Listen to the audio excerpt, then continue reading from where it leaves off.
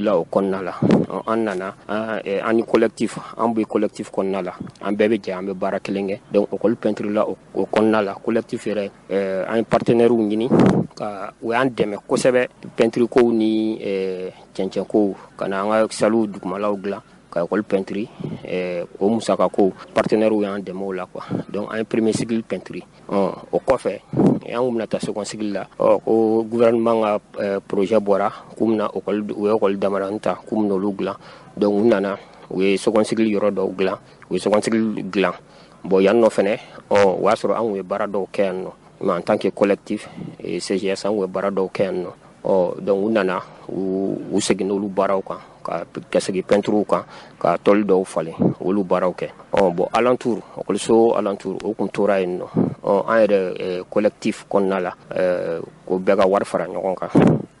donc o y'a sɔrɔ peinture b'an bolo donc bɛɛ an y'o wariw fara ɲɔgɔn kan donc ka se ka école a kɔnɔna a peinture la ka ɲɛ donc ni kɛnɛmana la peinture an ko ko baara tɔ bɛ kɔ donc o kun kɔnɔna la an farala ɲɔgɔn kan donc ko o peinture e yɛrɛ ɲɛ bɛ école kɔnɔna la bi alhamdulilayi ni bɛ tɛmɛ Balabugu ni ye école a kun bɛ kunun na cogo min na ani a bɛ cogo min na bi kelenw tɛ. Ayiwa i ye min fɔ ni ye Badalabugu école ye i b'a ye k'a fɔ a ɲɛ kɔni yɛlɛmana ka sabu kɛ an bɛ se k'a fɔ gouvernement jɔyɔrɔ yera la aw jɔyɔrɔ yera la nka ni bɛɛ n'a ta ni yɔrɔ labɛnna min ye kalan ye ni o ma k'a kɔnɔ baara bɛ kɛ fu ye Badalabugu kalanko foroba lakɔliso don a bɛ cogo di bi. donc Badalabugu kalanko bɛ cogo min na bi a bɛ 2 semaines bɔ an ka denmisɛnninw u tɛ ka kalan ne yɛrɛ nana ni ye ɲininkaliw kɛ mun de la ko arrêt de travail bɛ yen nɔ ko maîtres ka sara ma kɛ donc ko loi dɔ bɛ yen nɔ ko ni maîtres ka sara ma kɛ à partir du 25 ko arrêt de travail fo sisan denmisɛnninw bɛ na don o don an yɛrɛ bɛ na an n'u bɛ to yan nɔ kuma dɔw la fo 10 heures u bɛ taa u découragélen u tɛ ka kalan kɛ a yɛrɛ kɛra sababu ye dɔw yɛrɛ bɛ to so u tɛ na école la tuguni donc o ye fɛn ye o kɔni o man di anw ye sabula ka da kan anw bɛ ka wuli ka wari bɔ walasa kalan bɛ se ka kɛ cogo min na ka don an ka école kow la an ka école publique la a kun de ye kalan ka kɛ n'o kalan tɛ ka kɛ nafa kɔni tɛna ye an ka baara la an bɛ min ɲini vraiment ni solution bɛ se ka sɔrɔ o la a ɲɔgɔnna wɛrɛ kana kɛ tuguni donc an ka denmisɛnninw bɛ se ka kalan kɛ cogo min na. aw wulilen aw kɛlen kɔ k'a ye k'a fɔ kalan tɛ ka kɛ dɔgɔkun 2 aw sera ka wuli ka se jamanatigiw ma ka taa olu ta lamɛn wa ka sabu kɛ aw ye kalanmɔgɔw ta lamɛn olu ko k'u ma sara sɔrɔ nka aw ni jamanatigiw aw sera olu ma wa aw minnu ye jɛkulu ye. bon an kɔni ma se o ma an ma se o ma ne yɛrɛ an ka CGS an ka fɛn bɛ yen nɔ an ka groupe bɛ yen nɔ ne kun ko n bɛna kuma fɔ o kan donc an bɛ se ka fara ɲɔgɔn kan cogo min na ka kɛ jɛkulu ye an bɛ taa se gouvernement mɔgɔw ma donc solution min bɛ se ka kɛ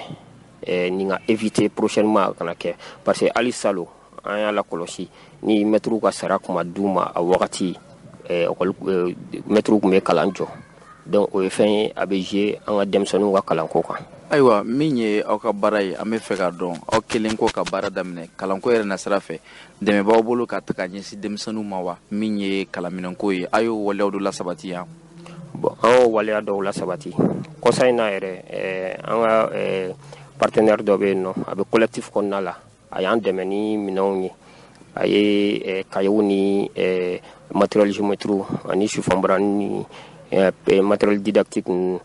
olu den anw ma k'an k'a di denmisɛnninw ma a tɔgɔ ye baro bɛɛ b'a fɔ a ma ko seman baro donc a nana a y'a di collectif ma ko k'a di k'an k'a di écoledenw ma vraiment o diyara an ye kosɛbɛ. min ye denmisɛnninw ka lamɔ cogoya ye tuma dɔw la i b'a ye foroba kalanso dɔ denmisɛnnin dɔw bɛ yen n'a y'u jɔ u bɛ na n'a y'u jɔ u tɛ na kalan waati yɛrɛ la u bɛ bɔ ka taa yaala walima dɔw b'a kɛ kulonkɛ ye aw jɔyɔrɔ bɛ o waleyaw la u ka se ka dabila wa. awɔ an jɔyɔrɔ b'o waleyaw la an kɔni nalen an ye min kɛ fɔlɔ an ye maîtres ɲininka problème ni minnu bɛ yen nɔ ani direction olu y'o fɔ an ɲɛna donc an ye parents d'élèves fana bɛɛ convoqué an n'u fana sigira ka kuma u fana ka problème ye fɛn minnu ye donc maîtres ye minnu fɔ an ɲɛna denmisɛnninw ka kalanko la u ka se ka denmisɛnninw sigi cogo min na so kɔnɔ u bɛ se ka kalan kɛ cogo min na n'u nana école la denmisɛnninw b'olu ka responsabilité de kɔnɔna la donc u ka fɛɛrɛ kɛ denmisɛnninw u k'a dɔn k'a fɔ ko denmisɛnninw bɛ na école de la u bɛ jigin wagati midi wagati o y'a bolo olu ka responsabilité kɔnɔna la o kɔni o bɛ ka kɛ denmisɛnninw bɛ na problème kɔni tɛ an fɛ yan nɔ o ko la quoi. Ayiwa an ka baro sera a laban ma an bɔra ka kuma minnu bɛɛ fɔ ni a fɔra Jakite ka kuma ninnu bɛɛ fara ɲɔgɔn kan dakuruɲɛ kelen na ani welekan ka ɲɛsin jamanatigiw ma kalanko ka se ka lasabati foroba kalanso bɛɛ lajɛlen na. Ne kɔni bɛ se ka min fɔ dɔrɔn gouvernement mɔgɔw ye kalan filɛ nin droit de denmisɛnnin ka hakɛ de don an ka denmisɛnninw u ka kan ka kalan a kɛra minnu bɛ privé la o minnu bɛ public la o denmisɛnnin bɛɛ de ye kelen ye den ma bɔ den la donc u ka a lajɛ tagalen ɲɛfɛ ni bɛ se ka bali cogo min na walasa an ka denmisɛnninw u ka kalanko a kana jɔ chaque fois n'u nana ko arrêt de travail bɛ une semaine après u bɛ na mois wɛrɛ a bɛ kɛ une semaine après u bɛ na o ye fɛn o cɛ man ɲi nɔ denmisɛnninw ka éducation na quoi donc moyen bɛ se ka kɛ cogo min na ni an donna 9 mois ou bien ni 10 mois de don donc an k'o 10 mois bɛɛ kɛ kalan na ka sɔrɔ a ma jɔ o kɔni o ka d'an ye kosɛbɛ. ko n'aw ma na n ka arajo tɛ kuma bi n'aw ma na ne k'aw ka na ka tiɲɛ fɔ malidenw ye n k'aw ka na ko k'aw ka na tiɲɛ k'a fɔ jamanadenw ye n'an ma na.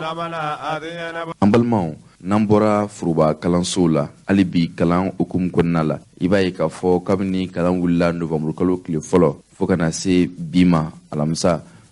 desanburu kalo a tile 9 kɛnyɛrɛye kalanso olu kɔni bɛ kalan na ka sabu kɛ n'i ye waleyaw ta k'a lajɛ danfara dɔɔni bɛ kɛnyɛrɛye lakɔliso ale ni foroba kalanso ni ɲɔgɔn cɛ ka sabu kɛ o hakilina ninnu ma ta fɛn wɛrɛ kan kɛnyɛrɛye taw o ye maaw ye maa minnu bɛ yen ni olu bɛ démerder ka u dahirimɛw ɲini olu kɔni ka wulikajɔ a kɛlen bɛ sababu ye maa minnu bɛ n'olu denw bɛ kɛnyɛrɛye kalansow la olu kɔni bɛ ka kalan kɛ o waleya ninnu n'i y'u ta k'u lajɛ i b'a ye k'a fɔ a bɛ dɔ fara gɛlɛyaw kan nka a bɛ nɔgɔya don fan dɔw fɛ o kɛra sababu ye an ni maa kumana ni o ye kɛnyɛrɛye lakɔli karamɔgɔw olu ka lafasali tɔnmaw ye k'u ɲininka k'a ɲini ka dɔn an bɛ don min na i n'a fɔ bi foroba kalanso o karamɔgɔw kɛlen bɛ ka baara bila olu kɛnyɛrɛye taw kɔni olu ka baaraw a bɛ cogo di u kɔni y'a yira na k'a fɔ olu kɔni bɛ kalan na ka sabu kɛ an bɛ don min na i n'a fɔ bi ko olu bɛ ka jamana yɛrɛ lahalaya ye cogo min na jamana bɛ ka taa danku min na ko an bɛ waati min na bi a sera ten san an ka jamana bila ani san cɛ ka ko tɔw to yen ni jamajɛ fanga tɛmɛna min bɛ se ka kɛ o na kɛ wulikajɔ minnu kɛra an fɛ Adama Fotigi Berete ale ye min fɔ kɛnyɛrɛye lakɔli karamɔgɔw ani kɛnyɛrɛye lakɔlisow ka kalan ta cogoya la an ka jango walew lamɛn ɲɔgɔn fɛ. Abdou Watara i ka ɲininkali a diyara n ye ka d'a kan ɲininkali bɛ tali kɛ ko yala depuis école taara école privée u bɛ cogo di an bɛ se ka fɔ alhamdulillah depuis école taara école privée bɛ baara la u bɛ baara la ka d'a kan an bɛ wagati min na sisan an y'a ye k'a fɔ jamana bɛ gɛlɛya kɔnɔna na o gɛlɛya la anw jɔyɔrɔ min ye n'o ye kalan ye a ka kan anw ka kalan kɛ donc anw kɔni privé maître anw bɛ kalan na komi an b'a dɔn kalan daminɛna a ma mɛn kalo kelen ɲɔgɔn kalan bɛ dayɛlɛ la privé mɔgɔw b'o baara min na n b'a dɔn gɛlɛya caman b'a kɔnɔ mais gɛlɛya ninnu kɔfɛ an y'a ye k'a fɔ a bɛ wajibiya an k'an ka baara kɛ pour que denmisɛnninw ka siniɲɛsigi ka se ka sabati ka d'a kan n'i kɛra karamɔgɔ ye a bɛ wajibiya i kan i ka i yɛrɛ di wagati la wagati min ni jamana bɛ gɛlɛya kɔnɔna na bon anw b'o o yɛrɛ di de hukumu kɔnɔ mais gɛlɛyaw b'an kan an y'a fɔ cogoya min na n bɛ segin a kan ni hali bi u b'a fɔ ma ko subvention ni an b'a lakodɔn ni frais scolaire ni jamana yɛrɛ b'a lakodɔn n'o ye ko frais scolaire maître minnu bɛ école privée la u ka frais scolaire ma sara n'o ye a bɛ sara promoteur de ye olu bɛ sɔrɔ ka maître sara donc maître caman bɛ yen u ye école ta ni gɛlɛya caman ye ka d'a kan u ni frais scolaire de bɛ di promoteur ninnu ma ka d'a kan u bɛ denmisɛnninw kalan denmisɛnninw bɛ camancɛ kalan ninnu na ka daminɛ lycée wagati lycée yɔrɔ la jamana bɛ denmisɛnnin minnu bila ka taga école minnu bila ka taga o yɔrɔ ninnu na jamana bɛ promoteur sara de o kalan na donc denmisɛnnin ninnu kalannen kɔfɛ a yira k'a fɔ jamana kan ka hakɛ min di école promoteur ninnu ma o hakɛ ninnu ma sɔrɔ hali bi yɔrɔ caman a ma sɔrɔ donc promoteur dun bɛ o wari de ta ni ka maître sara n'o ye donc maître caman bɛ o gɛlɛya kɔnɔ bi kosɛbɛ a gɛlɛya in a kɛlen bɛ ka fiɲɛ don baara yɛrɛ caman taabolo la école maître caman y'an wele k'a ɲɛfɔ an ye k'a fɔ olu tɛna se ka continuer ka baara kɛ nin cogoya la ka d'a kan olu yɛrɛ ka denbaya dahirimɛ sɔrɔli bɛ ka gɛlɛya ka da kan n'i y'a fɔra i ye kalan min kɛ salon hali bi wari ma sara i ye ɲina i bɛna kura daminɛ i t'a dɔn o fana bɛna sara wagati min na n y'a dɔn o ye gɛlɛyaba ye o gɛlɛyaba o b'an privé mɔgɔw kan bi nka o n'a ta o ta n y'a f'i ɲɛna cogoya min na k'a fɔ misi bɛ joli to a la ka nɔnɔ bɔ an kɔni an b'o hukumu de kɔnɔ sisan ekɔliw taara an y'a jateminɛ ɲinan ekɔli ta la an bɛɛ ni mɛtiri minnu bɛ public la an bɛɛ y'a daminɛ ɲɔgɔn fɛ cogoya dɔw la nka an y'a ye k'a fɔ nin wagati laban ninnu na caman bɛ baara bilaw la ka da u ka laɲiniw kan o y'u ka hakɛ ye anw minnu fana bɛ privéw la anw bɛ baara la ka da kan an caman bɛ yen c'est vrai an bɛ gɛlɛya kɔnɔ nka an y'a ye k'a fɔ an m'an pan gɛlɛya in kunna ni ka jamana ka hakɛ min b'anw kan n'o ye k'a fɔ ka denmisɛnninw kalan k'an b'o hakɛ in an b'o kɛ fɔlɔ hali n'o y'a sɔrɔ laɲiniw bɛ nana kɔfɛ an kɔni an min ka kan an b'o kɛ fɔlɔ an bɛ sɔrɔ k'an ka hakɛ ɲini an b'o bonakun de kan Abdou an bɛ min fɔ a ye jamana bɛ dabolo min kan bi ni jamanadenw yɛrɛ m'a lajɛ k'a fɔ ko bɛɛ lajɛlen kan ka fɛn dɔ kɛ Mali ye bi ka d'a kan Mali bɛ i n'a fɔ mɔgɔ min n'a man kɛnɛ a mago bɛ a den bɛɛ de la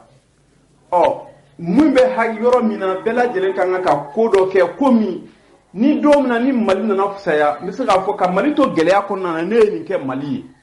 n'o dɔnna o fɔra o bɛ se ka kɛ jigisigiyɔrɔ ye an bɛɛ lajɛlen don dɔ la an bɛ min fɔ ka da o kan k'a fɔ ko anw mɛtiriw an minnu bɛ école privée kɔnɔna na bi n'i y'an ka baara cogoya jateminɛ alhamdulilayi an bɛ se k'a fɔ baaraw cogoya ka ɲi kosɛbɛ école privée bi na u bɛ yɔrɔ min na bi mɔgɔ caman de bɛ yen komi i b'a kalama k'a fɔ public mɔgɔw olu b'u ka laɲiniw ɲinina o mɔgɔ caman de taara fara privé mɔgɔw kan ɲina denmisɛnnin mɔgɔ caman de y'i den bɔ ka public la ka d'a kan kalan cogoya kama ka taga bila privé la donc o de kama i b'a ye k'a fɔ ɲina depuis an bɛ mɛtiriya yɛrɛ baara la ɲina de kɛra san ye san min ni mɛtiri ɲinina kosɛbɛ ka d'a kan mɔgɔw ye kilasi kuraw dayɛlɛ jamana yɛrɛ cogoya kama mɔgɔw bɔra yɔrɔ wɛrɛw la ka na Bamakɔ donc olu fɛngɛ kama u ye ka gɛrɛ Bamakɔ dɔrɔn tɛ ka gɛrɛ yɔrɔ la yɔrɔ minnu hakilisigi ni basigi bɛ yen donc i b'a ye k'a fɔ mɛtiriw caman bɛ yen olu bɛ kilasiw jama cayara u ma kilasiw kɔnɔ donc u mago bɛ mɛtiri kuraw la mais phénomène wɛrɛ bɛ yen an da bɛna s'o ma Abdou o ye k'a fɔ telimani ko a ye an ka mɛtiri caman bɔ ka taa don o baara in na donc mɛtiriw caman privé kɔni na a caman bɔra ka taa don o baara in na n'o ye telimani baara ye ka d'a kan n'i y'a jateminɛ an b'o de fɔ promoteur ye kuma bɛɛ a ye mɛtiriw bila u ka hakɛw kɔnɔ n'a fɔra denbayatigi e b'a sara 10,000 50,000 50,000 60,000 70,000 a sara cayalen 12,000 ye denbayatigi a ka location sara ka denw balo ka furasɔngɔ bɔ o wari in na s'o ye sara ye n y'a dɔn kɔni o ka dɔgɔ alors que baara kura minnu bɛ ka dayɛlɛ sisan mɔgɔw dɔw b'o sɔrɔ dɔgɔkun kelen dɔgɔkun fila kɔnɔna na donc a baara a ma nɔgɔn o de y'a to an bɛ segin toujours k'a fɔ an ka promoteurs ye k'u hakili to mɛtiri la mɛtiri minnu b'u fɛ baara la ka d'a kan adamaden ka hakɛ belebele dɔ ye a ka se ka sécuriser n'o ye sécurité sociale ye n'an b'a fɔ o ma an ka fɛngɛ la INPS mɛtiriw caman bɛ yen minnu bɛ privé la olu tɛ INPS la o kama a bɛ wajibiya promoteurs ka o ye hakɛ de ye sariya de y'a fɔ ko n'i ye mɔgɔ ta baara la a bɛ wajibiya kɛ i ka inscrit INPS la bon an ka privé mɛtiriw caman bɛ yen o inscrilen tɛ INPS la donc a ko kelen bɛ ka gɛlɛya caman don école privé kan bi an bɛ min fɔ ka da o bɛɛ lajɛlen kan o ye k'a fɔ nin fɛn minnu fɔlen filɛ nin ye ninnu bɛɛ lajɛlen kɔfɛ an bɛ se k'a fɔ ko an wasalen don ni école privé ka baara taabolo ye ka d'a kan san o san n'i y'a mɛn a bɛ fɔ ko ka année sauver mɛtiriw de sɔnna ka baara kɛ gɛlɛya bɛɛ lajɛlen kɔnɔ n'o ye privé mɛtiriw ye ka baara kɛ gɛlɛya bɛɛ lajɛlen kɔnɔ o gɛlɛya bɛɛ lajɛlen kɔfɛ u bɛ tila ka sɔn ka examen kɛ nka an bɛ min fɔ ko hakɛ bɛ fali kusamali la san o san anw de bɛ année sauver san o san anw de bɛ année sauver salon mɛtiri minnu bɛ public la olu banna k'u tɛ correction kɛ u ka droit ɲini kama o y'u ka hakɛ ye anw ye surveillance kɛ ka correction kɛ an y'a ɲini ministre fɛ ministre de l'éducation fɛ k'a fɔ an ye promoteur ma examen surveiller u ma examen correction kɛ anw de y'o kɛ anw minnu ye privé mɛtiriw ye aw ye lettre de remerciement a y'a ci olu promoteur ma k'aw fo k'u waleɲuman dɔn k'a fɔ ye baara nin ko ɲɛna anw minnu ye mɛtiriw ye mɛtiri minnu ye privé la anw minnu ye baara kɛ aw ma foyi fɔ an ye an n'aw ye ɲɔgɔn ye an ni ministre yɛrɛ ye ɲɔgɔn ye n'o ye dedew ye an n'a ye ɲɔgɔn ye an y'a fɔ a ye k'a fɔ an nisɔngoyalen don ka d'a kan aw ma wala ɲuman dɔn sɔrɔ aw yɔrɔ la an ye baara min kɛ a yɛrɛ ko tiɲɛ yɛrɛ la fili de don ni ala sɔnna k'a bɛ kɛ mais a ma kɛ fɔlɔ donc an bɛ hakililajigin kɛ k'a fɔ ni o laɲini ninnu filɛ nin ye n'o y'a an ka wale ɲuman dɔn ka k'an yɔrɔ la jamana ko la ni min ye min kɛ don min o ka fo la o b'a to i bɛ timinadiya a baara la mais n'o tɛ ka kɛ a bɛ mɔgɔ saliya kosɛbɛ donc an b'a fɔ minisiri ye hali bi an ka laɲini ye min ye o ye k'a fɔ wale ɲuman dɔn ka k'an ye an ye baara min kɛ salon o bɛ nata nɔgɔya an bɛ min fɔ an ka laɲiniw bɛ yen n'o ye mɛtiri minnu bɛ privé kɔnɔ u ka laɲiniw bɛ yen laɲini ninnu na belebele ye convention collective ye ɲa dɔn an ma nin fɔ kuma caman Abdou an b'a fɔ ye ka antenne kan kuma caman k'a fɔ an ka laɲini belebele ye convention collective de ye donc convention collective min hali bi a bɛ tabili kan mɔgɔ caman wulila k'u b'an dɛmɛ an kɔni b'a a ko kan donc an mago bɛ bɛɛ lajɛlen ka dɛmɛ na pour que enseignement privé ka se ka convention collective sɔrɔ pour que baara in ka se ka lafiya ka se ka don a la an bɛ kuma kuncɛ ni min ye Abdou o ye k'a fɔ ko école privée n'an ko an ka kumaw de kan bi o ye k'a fɔ maître minnu b'a kɔnɔ u bɛ ka cɛsiriba de kɛ pour que denmisɛnninw malidenw ka se ka kalan parce que an ɲɛ b'a la an bɛ transition wagati min na nin ye gɛlɛya bɛ fan bɛɛ gɛlɛya bɛ yɔrɔ bɛɛ anw minnu ye maliyɛnw ye an kan ka mun de kɛ pour que an ka bɔ gɛlɛya kɔnɔ surtout éducation sira la o ye k'a fɔ anw jɔyɔrɔ min ye n'o ye ka denmisɛnninw kalan gɛlɛya kɔnɔna na an kan ka k'o kɛ minnu fana jɔyɔrɔ ye ka se ka maître minnu bɛ o niveau baaratigi minnu bɛ ka maître ninnu employé olu fana jɔyɔrɔ ye min ye bɛɛ k'i jija k'i jɔyɔrɔ kɛ n'o kɛra san a daminɛna cogoya min na privé la a bɛ laban ten sinon an bɛ ka taa bolo minnu kan ni yɛlɛma ma don ko la Abdou a kana bali la don dɔ la i k'a mɛn k'a fɔ ko école privée fana k'u fana taalen don grève la dɛ ka d'a kan n'i ye laɲini kɛ syndicaliste ka kɛlɛkɛbere laban de ye grève ye n'i y'a ye grève la dɔrɔn c'est que a ye kini kɛ ka wagati kɛ a ma ɲɛ sɔrɔ foyi la o de b'a bila grève la bon mɔgɔw t'a faamuya n'u ye maître ye grève la a bɛ k'u kɔrɔ ko baara man di o fana tɛ ka d'a kan e ye laɲini kɛ sira fɛn fɛn bɛ yen ni sariya y'a ko fɔ e y'a bɛɛ tagama k'a ban a nana se yɔrɔ la yɔrɔ min e yɛrɛ b'a ye k'a fɔ e ni mɔgɔ min bɛ kuma na n'o kan ka kɛ ka laɲini sabati o tigi bɛ k'a kɛ i n'a fɔ a mago tɛ ko la o de bɛ mɔgɔw bila grève la ka caya nka grève ye syndicaliste ka kɛlɛkɛbere laban de ye nka mɔgɔw b'o de ye sinon i b'a sɔrɔ baara caman kɛra yanni an ka se grève in ma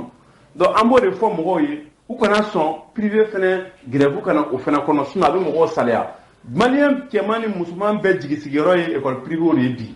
ni école privée fana ni gɛlɛya nana don o kɔrɔ ko jamana tɛ ka foyi kɛ ka bɛn o ma ɲɔdɔn a bɛ kɛ baara ye jamana kɔnɔna na sinon ni san dama na komi i b'a kalama k'a fɔ ko école privée de sera ka alhamdulilayi Mali éducation quand même k'a sauver Mali écoledenw de sera k'a lakana ni Mali école maître minnu bɛ kɛnyɛrɛyew la olu de sera ka lakana kɛ pour que jamanadenw denmisɛnninw ka se ka u ka hakɛw n'o ye kalan hakɛ u ka se k'a sɔrɔ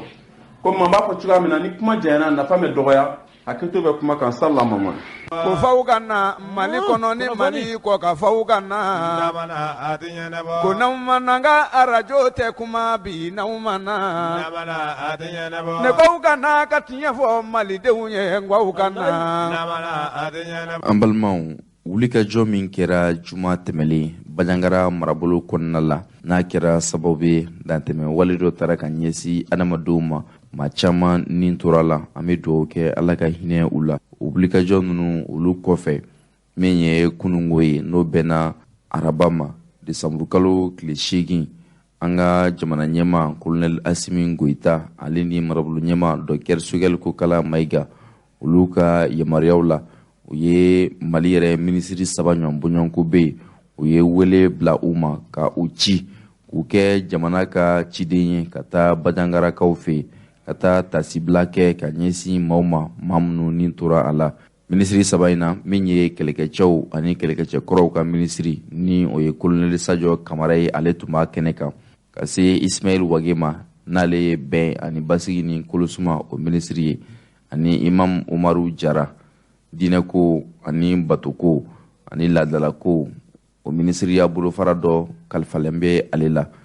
dɛgɛ kaɲa 10 sanga 30 dalen o kan u sera Bajangarakaw fɛ u bisimilala Bajangara dugudenw fɛ min ye Bajangara yɛrɛ kɔnɔna la jamana ɲɛmaw olu ka nɔrabila minnu bɛ yen ka se diinɛ tigilamaw ma laadalamaw seko ni dɔnko maw u bɛɛ lajɛlen bɔra ka jɛkulu k'u bisimila ni nisɔndiya ye k'a yir'ula k'a fɔ an bɛ don min na i n'a fɔ bi jamana ɲɛmaa a ka cidenw ka bɔ jamana faaba kɔnɔ ka na olu lajɛ u b'a yira k'a fɔ jamana ɲɛmaa yɛrɛ de wulila u b'a yira k'a fɔ maliden bɛɛ de wulila ka na tasibila kɛ olu ye o diyara olu ye kosɛbɛ ni wulikajɔ ninnu na min ye minisiriw ye o y'a yira bajangarakaw la k'a fɔ u b'a ɲini ala fɛ maa minnu ni tora ni waleya jugu in na ala ka hinɛ u la minnu jogila ala ka lafiya d'u ma wa jamanatigiw u ka wulikajɔ dɔ bɛna fara kan wa dɔ faralen no a kan fana u na u seko bɛɛ lajɛlen kɛ min ye malidenw ye u n'u bolokɔnɔfɛnw o bɛɛ lajɛlen ka se ka kisi an ɲinini dɔw kɛ a kisa fana kan an ka jɛn an k'o lamɛn ɲɔgɔn fɛ. Silamɛ jamaw aw salamu alaikum aw danse an b'aw fo foliko ɲuman na an ka dugutigi Amadu Karambe a ka danga ne ye misiri Karambe de ne de nalen bɛ aw kunbɛn dugutigi tɔgɔ la dugu tɔgɔ la aw danse a bɔra a ka so aw nana ka so tɔɔrɔ min y'anw sɔrɔ nka an kelen tɛ an bɛɛ jɛ don a y'o de yira an na a diyara an ye a bɛnna an ma ani ke ani baraji ala ka aw sara aw nana cogoya min ala ka aw ɲuman lase aw ka so tiɲɛ yɛrɛ la bonya kɔni de y'a dan ye mais hali bi ala sago aw bonya b'a la an y'an yɛrɛ kalifa ala la ka an yɛrɛ kalifa aw la aw famaw jigi t'an ye koyi an jigi ala ye an jigi aw ye ala sago aw bonya b'a la tiɲɛ yɛrɛ la a bɛnna an ma a diyara an ye a y'a seko kɛ hali bi a tɔ b'a bolo yen an y'an yɛrɛ di ala ma anw tɔw minnu kɛra a kɛra ala ka hinɛ u ye anw tɔw an b'a bolo dɛ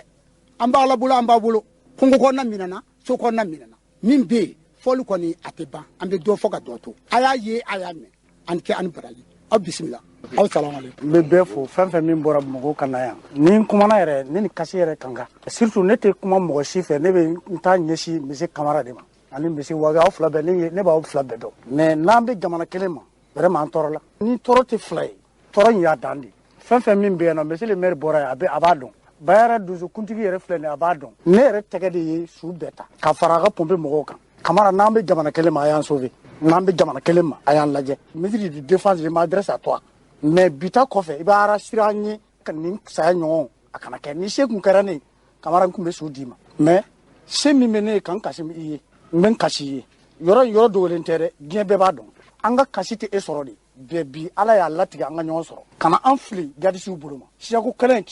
tiɲɛ tɛ muso ni denmisɛnninw k'a faga ni se bɛ ne ye bi n'a bɛ dan ne kelen saya ma ne bɛ taa sa k'an ka jamana kisi mais ne ka nin kuma in kɔfɛ n bɛ min ɲini fɛ ne bɛ min ɲini fɛ hali bi a ma tiɲɛ i bɛ yan fo n'i banna k'a fɔ i tɛ se o tɛ dɛ ne bɛ min dɔn jamana ye i bɛ se mais n'i m'a kɛ i m'a kɛ i tɛ se ne t'o yɔrɔ la ne bɛ jamana du valeur dɔn o ma n'i y'a mɛn ko jamana i ka se ka ne lakana n'i y'a mɛn jamana n ka se ka balo n'i y'a mɛn jamana n ka se ka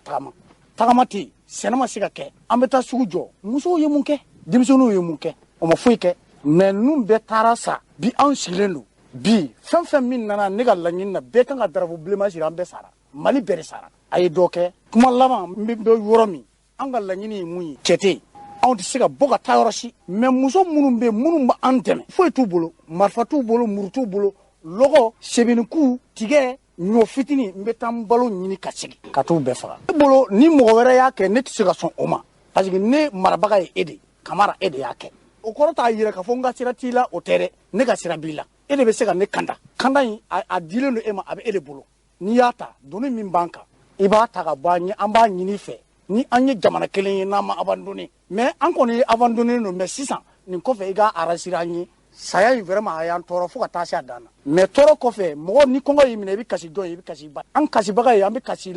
kasi la i b'an kanda de mɔgɔ b'an na bi bi in na fɛn foyi t'an ye n'an kanda an ka se ka baara k'an yɛrɛ ye anw siya ma deli k'a fɔ ko i bɛ taa delili kɛ ka dumuni kɛ o tɛ anw ye i b'an labila ni sécurité bɛ yen an ka baara k'an yɛrɛ ye an ka musow an denmisɛnninw anw ka se ka baara kɛ ka dumuni kɛ an mago b'o de hakilina min bɛ ne na ka ɲɛsin e kamara ma o de ye nin ye. alhamdulilayi rabil alamin n bɛ kuma daminɛ ni sɔngokaw foli ye ne ni n ka délégation tɔgɔ la k'an bisimila yan nɔ bi an wulila ka se yan bi ka na sanga fo maliyɛn bɛɛ lajɛlen kɛrɛnkɛrɛnnenya la ka sanga fo bajangara ye ka sanga fo sɔngo ye maire kumana dugutigi kumana jeunes kumana kuma ninnu an y'a mɛn wa an y'a faamuya o de kama jamana ɲɛmɔgɔ ye ka danaya da an kan k'an ka na foli bila Bajangara la k'an ka na foli bila Songo la minnu tanyara ka dugawu don k'olu ye Ala ka hin'u la k'u dayɔrɔ suma k'u fara silamɛ suw kan tiɲɛ don gɛlɛya bɛ a ka kan tuma dɔw la ɲininkali ka kɛ nka n bɛ min sɛmɛtiya Bajangarakaw ye min sɛmɛtiya Songokaw ye Mali gouvernement tɛ maliyɛn si to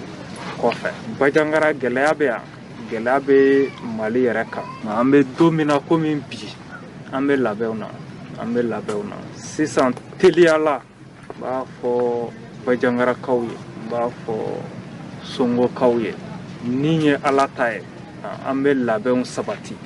walasa min kɛra k'an kisi a ɲɔgɔnna wɛrɛ ma o de kama don nataw la n bɛna gardikan kura dayɛlɛ Bajangara yan ni Ala ka jɛ ye o bɛna fara finitigi minnu bɛ yan kɔrɔlen olu kan walasa Bajangara ni Songo cɛ ni muso denmisɛnnin ni mɔgɔkɔrɔbaw bɛ se ka lakana cogoya min na teliyala n bɛna baaraw daminɛ walasa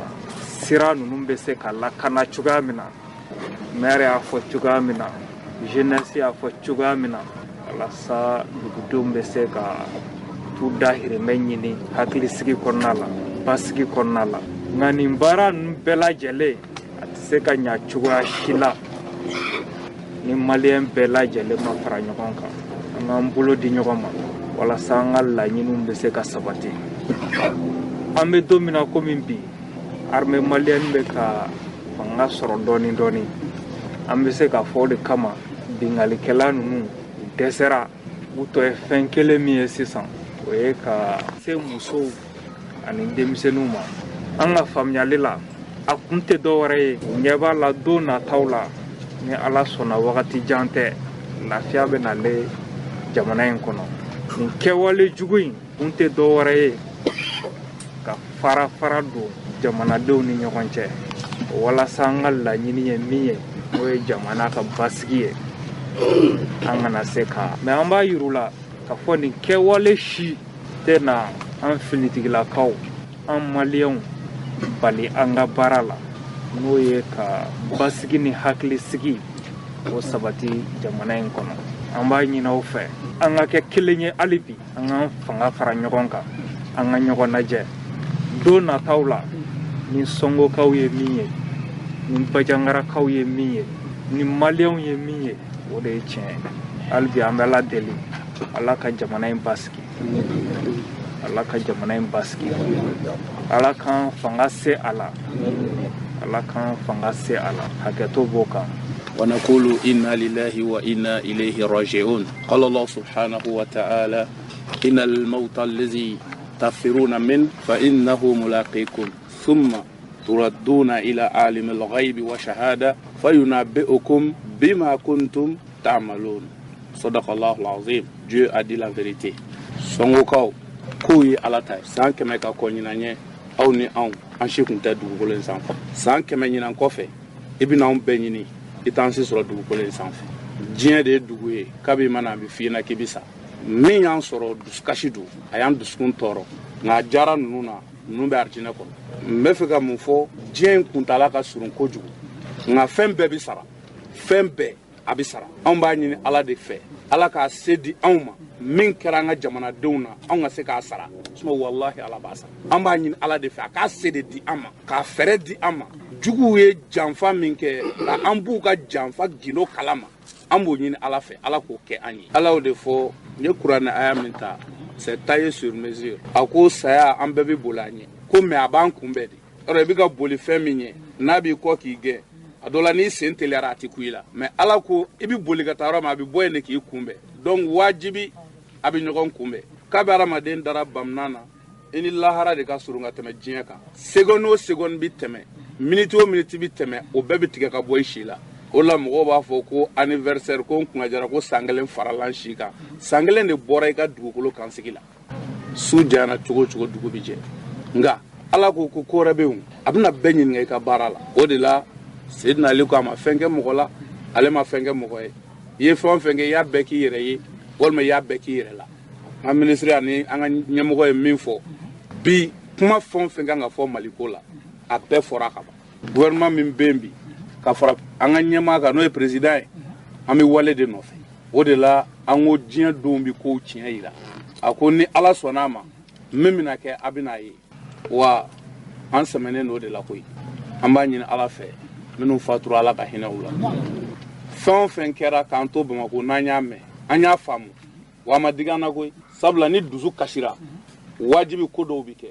désobéissance civile o maire ka discours o fɛn o fɛn fɔra anw b'a dɔn n'a se bɛ nin kelen kelenna ye anw tun bɛna sɔrɔ problème réglera a mɛnna wa fɛn o fɛn kɛra a ma ɲɛmɔgɔw tɔɔrɔ an y'a faamu fɛnɛ sabula an y'a dɔn dusukun de koronnen don ni dusukun koronna a se ka kuru i n'a fɔ kunberekuru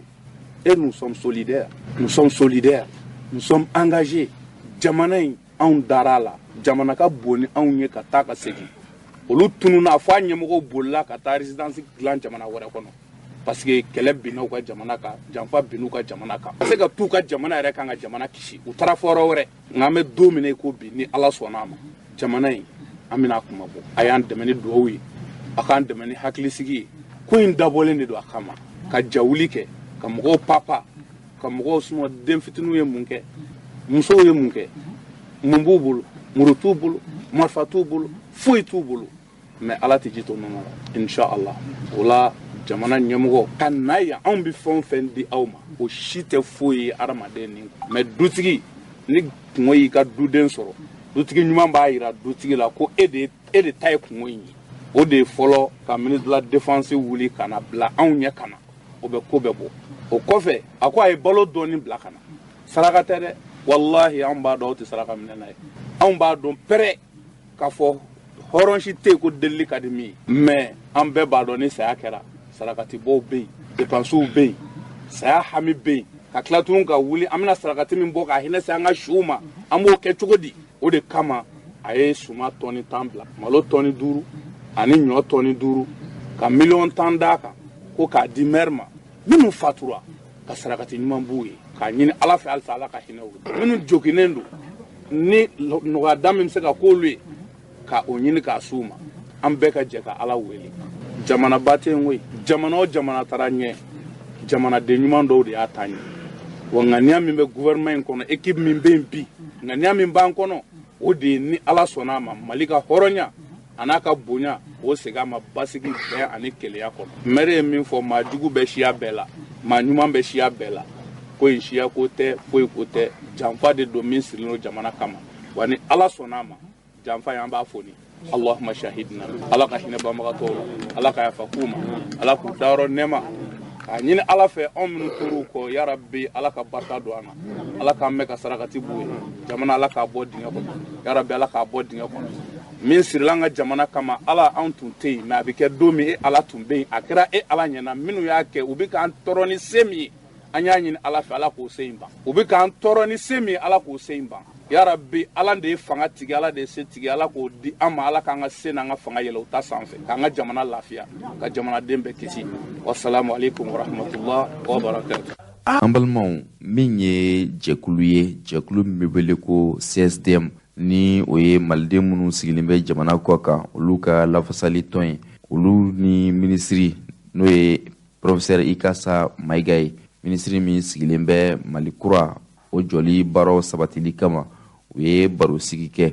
barosigi min yɛrɛ kɔnɔna la da nana don waleyaw la waleya minnu bɛ se ka kɛ sababu ye ka se ka Mali kura jɔli baaraw lateliya hakililajigila min ye CSDM ye a bɛ jamana 25 ɲɔgɔnbɔɲɔgɔnko de kɔnɔ u ko min ye sigikafɔ ye n'an b'a wele ko Assise nationale de la refondation sigikafɔba min kan ka kɛ Mali kɔnɔ n'a kan ka kɛ sababu ɲuman ye ka malidenw bɛɛ lajɛlen don da kelen fɛ k'u bɔ da kelen fɛ u ko olu na u jija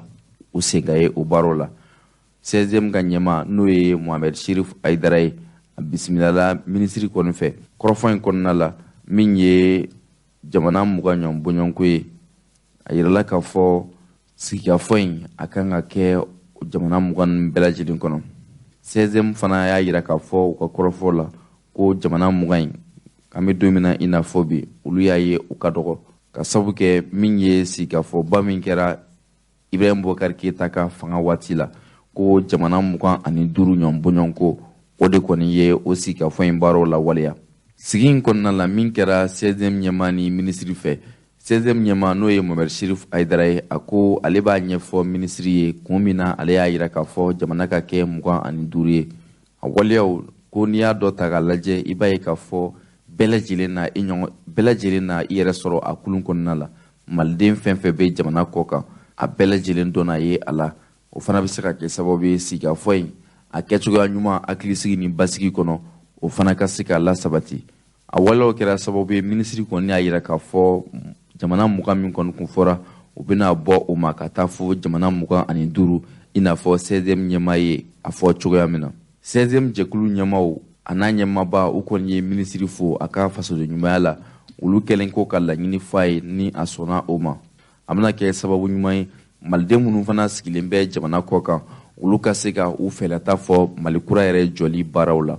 16e maaw kɔni ye a fɔ minisiri ye ka nɔgɔ bɔ a la pewu. Minisiri k'a dɔn k'a fɔ sigikafɔba in olu minnu sigilen bɛ jamana kɔ kan olu bɛna u seko bɛɛ lajɛlen kɛ min bɛ kɛ sababu ɲuman ye sigikafɔ in a ka se ka falen ɲuman na, a ka se ka falen Mali kura la i n'a fɔ maliden caman bɛ ka min laɲini. Jamana 5 min bɛ ni o bɛna fara jamana 20 kan o bɛ tali kɛ Canada jamana ka se Togo ma, Ghana jamana, Arabi Saoudite n'o ye Makan jamana ye ka se Espagne jamana ma. O waleya ninnu n'i y'a ta k'a lajɛ o jamana 5 in fana na maliden fɛn fɛn sigilen bɛ o yɔrɔ la olu na fara ɲɔgɔn kan ka kɛ kulu ye u ka sigikafɔ baaraw ka se ka o fana la waleya. Jaabi mana b'o la k'o kɛ gafe ye o ka bila ka na di sigikafɔba yɛrɛ la min bɛna kɛ Desanburu kalo in a tile 27 ka se a tile 30 ma. Ko n'an lamɛnbaa jama sigi bɛ n'aw mana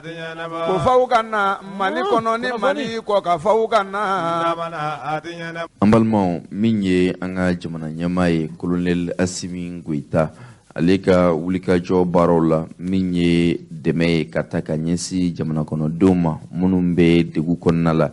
walima jamana kɔnɔden minnu bɛ u mago bɛ jɔ fɛn minnu na joona joona i n'a fɔ ji o n'a ɲɔgɔnna caman. O waleya ninnu a bɛ ka lasabati. Balo bɛ a la min ye balo bɛ a la fo ka se fɛn caman ma. Adamaden mago bɛ jɔ waleya minnu na jamana ɲɛmaa ka jɛkulu a ye jɛkulu kɛrɛnkɛrɛnnen min sigi ni o ɲɛmaaya bɛ Colonel Assane Bajalo Ture bolo. Olu bɛ wulikajɔ la jamana kɔnɔ ka se ka o lawaleya. N'i y'a ta k'a lajɛ a baara kunfɔlɔw la jibondo caman bɛ yen min jɔra jamana ɲɛmaa yɛrɛ sababu la. O waleya ninnu bɛɛ lajɛlen kɔfɛ min ye Ɲɔnɔ ale ni Masina ye a yirala k'a fɔ olu fana bɛ se k'a fɔ tare ka sabu kɛ wulikajɔw kɛra Colonel Assane Bajalo Ture fɛ ka taa Segu marabolo kɔnɔna la ka se Masina ale ni Ɲɔnɔ min ye araba ye Desanburu kalo tile 8 a waleyaw la sabatira. Jɛkulu min bɛ yen nin yɔrɔ kofɔlen ninnu na ni olu bɛ degun kɔnɔ a kɛra sababu ye min ye jamana ɲɛmaa ka cidenw ye o taara ni balo ye ka taa di du 100 ɲɔgɔn bɔɲɔgɔnko ma minnu kɔni bɛ gɛlɛya kɔnɔ bi. O waleyaw la sabatira cogo di ka sabu kɛ sɛgɛsɛgɛli de bɛ kɛ k'a ɲini k'a dɔn maa minnu bɛ yen ni bi ka gɛlɛ u ma ka se ka olu kulomagɛ min ye dɛmɛ ye k'o d'u ma u kana se ka jɔn u yɛrɛ la. O waleyaw kɔni la sabatira jɛkulu fɛ jɛkulu min bɛ wele ko service de développement social et de l'économie solidaire de Ɲɔnɔ olu ye o sɛgɛsɛgɛli baaraw kɛ. Masinakaw fana fɛ nin waleya ɲuman a ɲɔgɔnna fana kɛra ye a kɛra sababu fana ye min ye du 100 ɲɔgɔn bɔɲɔgɔnko ye olu fana gɛrɛsɛgɛ dora nin waleya ɲumanw la. Nin balodi ninnu kɔni a kɛra k'i Masina u ka yɛrɛma hɔrɔnya a ɲɛnajɛ bɛ kɛ yɔrɔ min na n'an b'a wele ko place de l'indépendance. Nin dɛmɛ in kɔni nana a nakumana ka sabu kɛ n'i ye Masina marabolo yɛrɛ bɛɛ lajɛlen ta k'a lajɛ i b'a ye k'a fɔ an bɛ don min na i n'a fɔ bi dabu ye sunɔgɔtiw ye hali sɛnɛ yɛrɛ kɛcogoya ɲuman walima sɛnɛ kɔfɛ ɲɔtigɛw o baaraw ka gɛlɛ u bolo. O waleya ninnu n'i y'u bɛɛ lajɛlen ta k'a lajɛ a kɛra sababu ye min ye lakanabaliya ye ale ni hakilisigibaliya sumanko yɛrɛ la o la sabatira fo ka se sanjiko gɛlɛyaw olu bɛɛ lajɛlen farala a kan. Maa minnu bɛ yen n'olu gɛrɛsɛgɛ dora jamana ɲɛmaa ka nin dɛmɛ in na olu kɔni y'a jira k'a fɔ u bɛ jamana ɲɛmaa fɔ u b'a barikada a ka wulikajɔ ni cɛsiri la maaw ye maa minnu bɛ yen ni u cɛw fatura maa minnu bɛ yen ni u faw fatura ni u bɛ falatɔya ni yatimɛya la ani maa minnu bɛ yen ni olu kɔni tɛ u ka so bi ka ka sanga ni lakana baliya ye minnu kɔni bolila ka taa minnu kɔni bɔra u sigiyɔrɔ la ka taa u kalifa don yɔrɔ la yɔrɔ min lakana fana ka fisa dɔɔni ka tɛmɛ olu ka yɔrɔ ta kan. O waleya ninnu n'i y'u ta k'a lajɛ maa caman bɛ u la minnu bɛ degun kɔnɔ, dɔw man kɛnɛ, dɔw ka baloko ka gɛlɛ, dɔw yɛrɛ bɛ hali ji min ta ɲuman u t'o sɔrɔ. Ni jamana ɲɛmaa ye nin hakilina ɲuman in ta k'a bila sen kan, u bɛ se k'a fɔ k'a barikada, olu fana b'a jigiya waleya ɲuman min kɛra olu ye, u b'a ɲini Ala fɛ Ala ka Mali suma, ka basigi ani kolo suma ka lasegin ka na an ka jamana kɔnɔ. Ko n'aw ma n'an ka arajo tɛ kuma bi n'aw ma na ne k'aw ka na ka tiɲɛ fɔ malidenw ye n k'aw ka na ko k'aw ka na tiɲɛ k'a fɔ jamanadenw ye n'an ma na ko n'aw ma n'an ka arajo tɛ kuma bi n'aw ma na ne k'aw ka na ka tiɲɛ fɔ malidenw ye n k'aw ka na ko k'aw ka na tiɲɛ k'a fɔ jamanadenw ye n'an ma na. An balimaw, ka sanga ni Bazangara yɛrɛ kɔɲɔw ye, i n'a fɔ kuma daminɛna juma tɛmɛlen an ye min ɲɛfɔ, wulikajɔ min kɛra juma tɛmɛlen ni maa 30 ani kɔ ni tora la. A waleya ninnu o kɔfɛ min ye Bazangarakaw ye, u kɔni tun ye muruti farida ka sanga ni lakanabaliya ye u ka marabolo kɔnɔna la. O kɛra sababu ye u kɔni tun ye kunnafoniya dɔw lase ka ɲɛsin jamanatigiw ma, désobéissance civile n'o ye muruti farida ye, ka sanga ni o waleyaw ye. An ye min sɔrɔ o la, an ka jɛ an ka o seerew lamɛn ɲɔgɔn fɛ. An ye min ɲini laɲini kɔni a sabatira. An taara yɔrɔ o yɔrɔ désobéissance civile u y'a mɛn, k'u sɔnna u y'a lawaleya. An bɛɛ sɔnna, an bɛ Bayingara cɛ ni muso, denmisɛnnin maakɔrɔba, a bɛɛ an b'u fo k'u waleɲuman dɔn. Société civile bɛɛ, Bayingara population, région population bɛɛ, u bɛɛ sɔnna min kɛra. U ko k'u b'a u sɔnna, Ala sɔnna u b'a lawaleya. Service minimum min bɛ fɔ k'a fɔ ko mɔgɔ 2 mɔgɔ 3 ni fɛn dɔ nana olu bɛ ɲɛgɛn k'o kɔɲɛ k'o labɛn, ko yɛrɛ ko tɛ yen, u bɛɛ sɔnna. Polisi tɛ, gendarme tɛ, gardiw tɛ, u bɛɛ ko k'u b'a nɔfɛ, k'an bɛ yɔrɔ min na k'u bɛ s'an nɔfɛ parce que an y'u dɔ ye. Min mana kɛ yan, an taara gouverneur ko k'a sɔnna. Yan min kɛra o ye wasa kɛ. An ye comité maa 12 de sugandira société civile fɛ, force vive fɛ, k'an ka taa yɔrɔ bɛɛ la kɔlɔsi k'a lajɛ. An bɛ kɔlɔsi la k'a lajɛ, service bɛɛ a bɛɛ de datugura. Bɛɛ ko k'u sɔnna k'u jɛnna an ye min kɛ, ko min kɛra jumadon, ko vraiment o kɔni Ala k'an kisi, minnu banna minnu tora la, Ala vraiment Ala k'u dayɔrɔ suma, Ala k'u fara jɔn kunnandiw kan, Ala k'u vraiment ka aljɛnɛ bada dali Ala k'a nɔgɔya ye. Donc o de min ye misali ye, n ye min sɔrɔ ka kunnafoni min d'aw kan pour que radio in k'a jɛnsɛn fan bɛɛ fɛ. An minnu bɛɛ ye baara min kɛ, an kelen an natila min m'an sɔrɔ, an segintɔ Ala kana foyi sɔrɔ. An bolo mana maga yɔrɔ yɔrɔ, an sen mana maga yɔrɔ, an da magana yɔrɔ yɔrɔ, Ala ka kɛ sababu ye ka bɛn ka nana ye, kɛlɛya, sécurisation mun bɛ fɛ la lakana ɲi, Ala k'o d'an ma. An mana an bolo don yɔrɔ yɔrɔ, Ala k'o fala, k'a falen si fɛn min bɛ si ɲuman bɛ min na, min danna n'a bɛ falen, Ala k'o k'a ye. Ayiwa, an bɛ yɔrɔ min na fo sisan, an ye yɔrɔ fɛn fɛn munumunu, an y'a sɔrɔ a bɛɛ datugulen de don. Bankuw ka taa écoliw la, ONG a bɛɛ de datugulen don. An bɛnna min kan, an ko butigiw, dɔgɔtɔrɔso ani transporteurs olu bɛ se ka circuler, olu bɛ se ka to ka baara kɛ. Nka service min ye service tɔ ninnu ye, a bɛɛ ka datugu. I bɛ taa sɔrɔ mɔgɔw dɔw ma faamuyali kɛ, donc i bɛ taa sɔrɔ dɔw fana bɛ siran, tant que n'u ma kibaruya jɔnjɔn sɔrɔ, o b'a miiri k'a fɔ ko wɛrɛ de don, k'a sɔrɔ o tɛ. Ne kɔni ye o de ye. Hali bi aw ka jɛ aw ka kuma nka kuma aw bɛ ɲɔgɔn faamuya, aw bɛ yan an kama, an fana bɛ yan aw de kama. Ayiwa, o de don ne ka kuma dɔɔni min tun bɛ n bolo, n y'a fɔ fangatigi den ye, o de ye n ka kuma ye. An jɛ an baraji, aw bɔra a ka so, aw nana a ka so, o ye min fɔ tiɲɛ don. Hali bi ayi Ala sago aw sago, hali bi Ala sago aw sago, an ka sago ye aw de ye. Ni fanga tɛ jigin ka ji kɔ, an jɛ an baraji, ne bɛ n ka kuma ye o de ye. N'i y'a ye jeunesse ye nin décision ta, c'est que vraiment kuru sera cɛncɛn na. A kɛra ni degun dan ye Bayingara bolo. Parce que an ye lettre sɛbɛn a ka ca. Préfet filɛ dugutigiw ka lettre de la ka d'a ma. Et na waati fana an ye lettre dɔ sɛbɛn qui était carrément adressée au gouverneur par rapport à la sécurisation de la région de Bayingara. Mais jusqu'à présent, a ko bɛ juguya ka taa fɛ. C'est pour cela que jeunesse fana wulila ka décision ta. Donc an b'olu kɔni kɔ, i nani a diyara n ye kosɛbɛ, mais an kɔni bɛ jeunesse kɔ, Ala sago aw sago. Mais jusqu'à présent, an bɛ se ka kuma u fɛ. Mais vraiment a yɛrɛ k'a lajɛ. N'o tɛ an ɲinɛ Bayingara kɔ dɛ. Hali e ye gouverneur yɛrɛ t'i da su fɛ ka sunɔgɔ. Parce que n'i mankanni mɛn i ka da la, hali ni dɔ tora ka dɔgɔ kari n'a ko kak, i bɛ girin ka wuli. I b'a fɔ ko fɛn dɔ nalen don donc vraiment an b'o cogo de la n'i sira bi i b'a fɔ est ce que i bɛ tile sini vraiment aw b'a lajɛ a kɔni ye colonel y'a fɔ sisan fo ka ɲɛ c'est quelque chose qui rassure mais vraiment a y'aw jija a kana kɛ ko mɛta ye quoi parce que tant que la zone de Degembrel la ratissage ma kɛ yen ka taa wɔ fanfɛla fɛ tant que ratissage ma kɛ yen on n'aura pas la paix ala sago aw sago vraiment jeunesse ni an kɔni an b'u kɔ dɛ u ma réunion kɛ ka balana fiyewu fiyewu fiyewu an ka tiɲɛ fɔ dɛ u ma réunion kɛ ka balana u nana ka n'a fɔ an ye donc an b'u kɔ n'u bɛ yɔrɔ min an fana bɛ yen donc a bɛɛ ye mun ye pour que bɛnyɛrɛ k'a yɛrɛ sɔrɔ an b'o de nɔfɛ gouverneur ala sago i sago commandant ala sago i sago colonel ala sago aw bɛɛ sago vraiment an kɔni b'a ɲini aw fɛ a sera dɔ ka kɛ sisan n'o tɛ finalement an se bɛ yɔrɔ min ma nin ye a bɛna kɛ révolution ye an yɛrɛ dama fana la a bɛna don ɲɔgɔn gasi la ka sɔrɔ a ma dabɔ o kama an kɔni bi aw fo an b'aw barika da vraiment i ka yan nali a diyara n ye nka a y'aw jija tile filɛ na a ka nɔ bɔ pour que bɛnyɛrɛ région fana k'a dɔn k'a fɔ vraiment aw nali ma kɛ gansan ye ka ne bɔ kuma na yan vraiment n cɛ ni baraji. Ne Abdulaye Traoré hali sisan an b'a ɲini aw fɛ ala ka hakili ɲuman d'an ma nin fɛn in n bɛ se k'a fɔ n bɛ caman dɔn a la fɛn fɛn fɔla a bɛɛ kalan sen kan donc hali sisan an b'a ɲini jama fɛ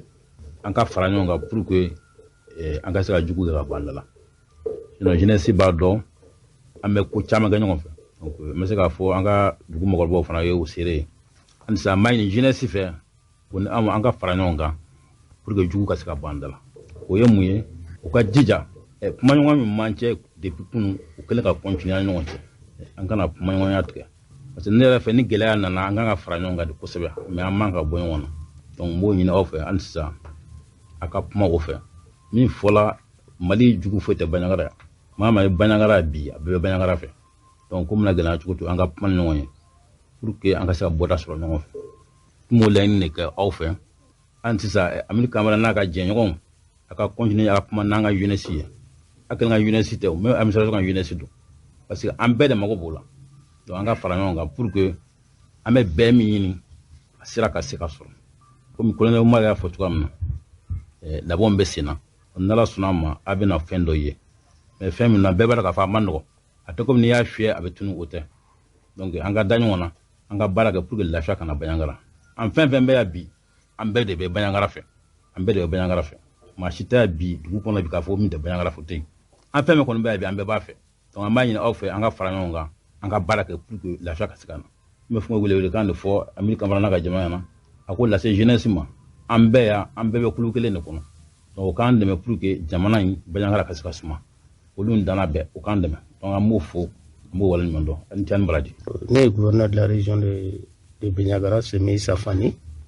Donc aujourd'hui an nana ɲɔgɔn ye yan nɔ hukumu min kɔnɔna na c'est que jihadi min kɛra an ka région kɔnɔ notamment au niveau du village de Songo an ye a ɲini Ala fɛ k'a ɲini kira fɛ yarabi Ala ka hinɛ tabaw la o de kɛra an ka kuma fɔlɔ ye hukumu kɔnɔna na an nana f'u ye k'u hakili sigi k'a f'u ɲɛna ko dabali bɛɛ bɛ kan ka tigɛ dabali bɛɛ kan ka tigɛ État fɛ pour que u ye min laɲini lakana sira fɛ o ka se ka ɲɛnabɔ o kɔni o y'an bɛɛ ka hamina de o ye autorité min bɛ yan o population an bɛɛ ka hamina de o ye bi responsable min chargelen bɛ o sécurité kɔnɔna na o bɔra k'a fɔ ko situation in kɔnɔna na vraiment mɔgɔ ka laɲini tɛ an y'a regretter mɔgɔ ka laɲini tɛ mais disposition bɛ kan ka taa pour que min ye lakana sira ye en tout cas fɛɛrɛ bɛ ka kɛ pour que bɛɛ k'i sago sɔrɔ population min bɛ yen nɔ n'o ka kuma bɛ fɔ ka fɔ bi pour que o ka se ka taa ka segin kɛ et puis n'o ka nafolo ye fɛn min ye o ka se ka lakana o ye lakana sira ye an nali yan bi o ye fɛn kelen dɔrɔn de ye k'a ɲini population fɛ k'a fɔ non seulement lakana sira in fɛ u ka jɛ ka fara an kan an ka se ka lakana in na tɛmɛ parce que comme colonel y'a fɔ cogoya min na jɛgɛ fanga ye ji de ye ni anw tɛ se ka fosi kɛ tant que n'olu ma an dɛmɛ donc o dɛmɛ kɔnɔna na an b'a ɲini u fɛ u ka se ka fara an kan pour que an ka se ka lakana in sabati mais an y'a yir'u la fana k'a fɔ ko État ma ɲinɛ mɔgɔ si kɔ État tɛ ɲinɛ mɔgɔ si kɔ État hakili bɛ bɛɛ la lakana sira fɛ o fɛn wɛrɛ sira fɛ o en tout cas État ka rôle de don a b'a kɛ hali sini wajibi de don. Donc o de nana ni ye bi sɔngɔlen na yan nɔ pour que ni population ka ɲɔgɔn ye rapidement. Merci beaucoup. Je suis le colonel Omar Traoré, le commandant du secteur 4 de l'opération Maliko. N bɛ hakɛto ɲini bɛɛ lajɛlen fɛ. N bɛ kuma ni jamana ɲɛmɔgɔw ka kuma ye ka foli ye ka taa mun tɛmɛna ka banbaatɔ minnu fatura ka daminɛ jamana ɲɛmɔgɔ la fo kana se an dugumamɔgɔw ma. An bɛ bɛɛ fo ka dugawu kɛ banbaatɔ ninnu ye Ala ka lahara sɔnsuma ye Ala ka sara karijinɛ ye tɔɔrɔ min bɛ an bɛɛ lajɛlen kan Ala ka tɔɔrɔ nin ka bɔ an kan dusukasi min bɛ u somɔgɔw la Ala k'u dusu faga o de bɛ kuma dakuruɲɛ fɔlɔ ye ka f'i ye n'o bɔra yen mun ye lakana tayɔrɔ ye jamana ɲɛmɔgɔw bi cɛsiri la a ko la ka daminɛ jamana ɲɛmɔgɔ la fo kana se ne yɛrɛ ma an si ma a minɛ ni tulon ye an bɛ k'an cɛsiri n'Ala sɔnna ma an bɛ baleya minnu kan yanni waati bɛ se an bɛ ɲinɛ nin ko in kɔ cɛsiri min bɛ ka kɛ a ko la a tɛ dogo mɔgɔ si la jamana mɔgɔw an b'a ɲini u fɛ u ka sabali dɔɔni an bɛ ko min kan a bɛ ban tɛmɛ an b'an cɛsiri la inshallah jugu b'an kɛrɛfɛ an b'u bɛɛ ɲɔgɔn ka taa yɔrɔ jan o de bɛ n bolo ka fɔ. Ala ka nani bɛn ye Ala ka jamana in suma Ala ka an kan bɛn Ala ka an kan bɛn Ala ka an kan bɛn fitina min bɛ an kan Ala ka wuli ka bɔ yen fitina min bɛ Ala ka wuli ka bɔ yen Ala ka na an malo minnu banna fana Ala ka yafa k'u ye Ala ka aljanna nɔgɔya u ye rabbana atmim lana nurana wa kaffir anna sayyi'atina wa tawaffana ma'al abrar rabbana atina fid dunya hasana wa fil akhirati hasanatan wa qina adhaban nar rabbana la tuzigh qulubana ba'da idh hadaytana wa hab lana min ladunka rahmatan innaka antal wahhab اللهم إني أسألك إيمانا صادقا وعلما نافعا ولسانا ذاكرا وقلبا خاشعا وبدنا صابرة وتوبة قبل الموت وناصرة بعد الموت وناصبة من الجنة ونجاة من النار برحمتك يا أرحم الراحمين يا عزيز يا غفار يا رب العالمين صل على محمد الفاتح بسم الله الرحمن الرحيم الحمد لله رب العالمين الرحمن الرحيم مالك يوم الدين إياك نعبد وإياك نستعين اهدنا الصراط المستقيم صراط الذين أنعمت عليهم غير المغضوب عليهم ولا الضالين Kunamananga arajo te kuma bi naumana ne ko kana katinya fo mali de unye ngwa kana ko ko kana tinya ka fo jamana de unye namana ambalmaw jekulu min be an ka jamana kɔnɔ n'a bɛ wele ko yɛrɛwolo debout sur les remparts olu ye kunnafonidilaw wele ka barosigi kɛ ni u ye ka sanga ni jamana yɛrɛ marali tacogoya ye ale ni CEDEAO ka lahalaw ye hakililajigila dimasi n'o kan ka bɛn desanburu kalo tile 5 ma CEDEAO maaw kan ka u ka ladala sigi kɛ o ɲɔgɔn ye kɔnɔna na u kan ka gɛrɛndɛ dɔw ta tuguni ka ɲɛsin Mali ma a walaw kɛra sababu ye min ye Faransi yɛrɛ jɛkulu ye ka se farafina jamanaw ka faraɲɔgɔnkan kuluba Union africaine ka se Europe gunta ma Union européenne olu bɛɛ lajɛlen kɔni y'a laɲini k'a fɔ sigi in kɔnɔna la gɛrɛndɛ u ka bin Mali jamana kan o hakilina ni laɲiniw n'i y'a ta k'a lajɛ bi i b'a ye k'a fɔ CEDEAO maaw ka se diɲɛ jamanaw ka faraɲɔgɔnkan kulu ninnu a caman bɛ yen an bɛ don min na i n'a fɔ bi Mali ka lahalaya camancɛ fanga taacogoya a ma u ja o de kɛra sababu ye yɛrɛwolo debout sur les remparts olu y'a jira k'a fɔ sini juma nɛgɛ kanɲɛ 14 jamana fantan 4 bɛɛ lajɛlen kɔnɔ nka Bamakɔ ta n'o ye jamana faaba ye yɛrɛma hɔrɔnya a tɔgɔ dalen don sirako min na n'an b'a wele ko boulevard de l'indépendance bɛɛ ka ɲɔgɔn sɔrɔ yen nɛgɛ kanɲɛ 14 yɛrɛwolo debout sur les remparts a ɲɛma n'o ye Adama Jara n'u maa caman b'a dɔn Ben le cerveau la ale ka kɔrɔfɔ an ka jango lamɛn ka sanga ni u ka wulikajɔ ye. An bɛ foli filanan di jɛkulu fɛn o fɛn farala ɲɔgɔn kan ka se ka nin wulikajɔba in boloda jumadon kalo tile 10 nɛgɛ kanɲɛ 14 Bamakɔ place de l'indépendance Mali fan bɛɛ o tɛmɛnen kɔ maliden minnu bɛ Mali kɔ kan n'u haminen don Mali la ka bɛɛ fara ɲɔgɔn kan ka bɔ ka kɛ kulu ye cogo min na jɔnya juru o bɛ se ka tigɛ ka bɔ Mali kan na Mali ka dɛɛrɛ la o ka se ka sabati tiɲɛ kan o bɔlen kɔ a la an bɛ tasibila kɛ ka dugawu kɛ an balimaw ye minnu n'u u jenina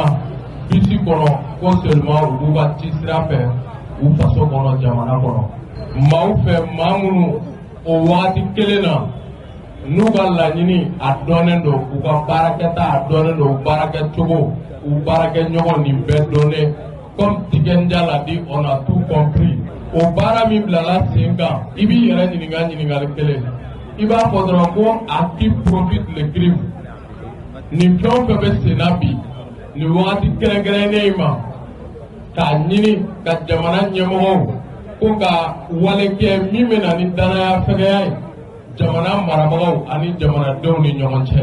le peuple malien est un peuple très intelligent et c'est pourquoi nous disons qu'on a tout compris an balimaw minnu bɛ Sɔngo bi minnu bɛ Bajangara k'a f'u ɲɛna walahi tɔɔrɔ min bɛ aw kan a ɲɔgɔnna 10 o de bɛ anw kan parce que nous mesurons le sens et la signification de la devise du Mali, il stipule un peuple invite une fois. On ne va jamais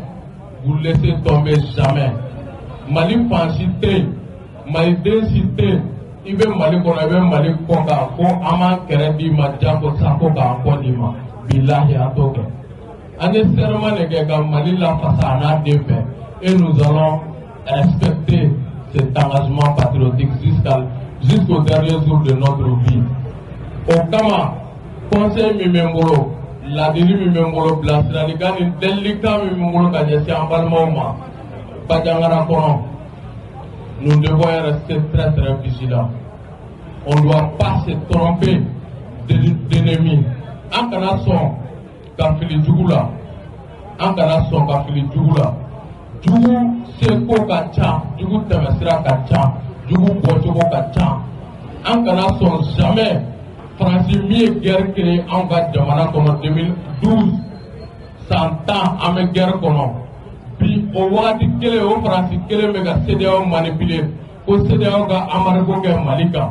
O Faransi kelen ka parti politique minnu bɛ cidenya la anw ka jamana kɔnɔ. O wagati kelen olu bɛ k'u dalajɛ.